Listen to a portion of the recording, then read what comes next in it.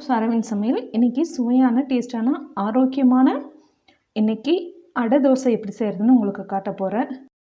அதுக்கு தேவையானது நம்ம நார்மல் சாப்பாடு அரிசியே போதும். சாப்பாடு அரிசிலே ஒரு 1.5 கப், நான் இந்த கப்பில் 1.5 கப் அரிசி நான் எடுத்திருக்கேன்.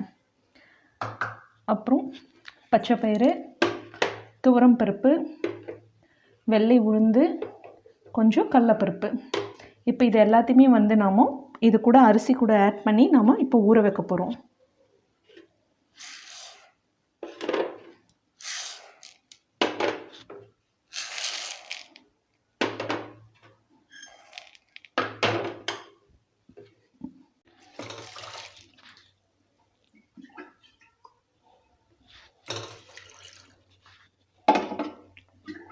அரிசி பருப்பு நல்லா முழுகிற ரேஞ்சுக்கு நீங்கள் ஊற வச்சுருங்க.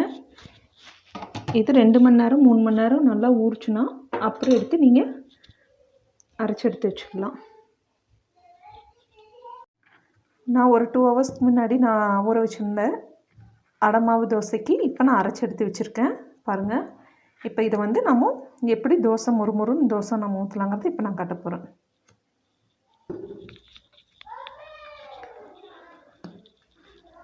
நம்ம அரைச்சி எடுத்து வச்சுருக்க மாவு இப்போது தோசை ஊற்ற போகிறோம். நல்லா புளிக்க வச்சிட்டிங்கன்னா ஒரு 2 or 3 ஹவர்ஸ்லேயே உங்களுக்கு மாவு அரைச்சி வச்சோன்னே உங்களுக்கு நல்லா மாவு புளிச்ச நிலைமைக்கு வந்துடும்.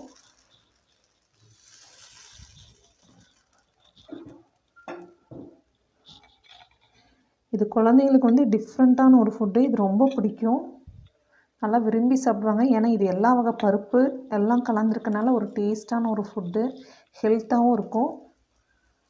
இது குழந்தைங்களுக்கு கொடுத்திங்கன்னா ரொம்ப லைக் பண்ணி சாப்பிடுவாங்க.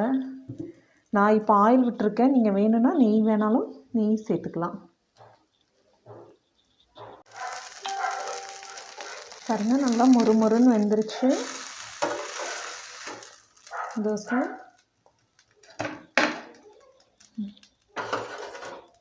இப்போ சுவையான டேஸ்டான அடை தோசை ரெடி. இதுக்கு நம்ம தக்காளி சட்னியும் இட்லி பொடியும் வச்சுருக்கேன்.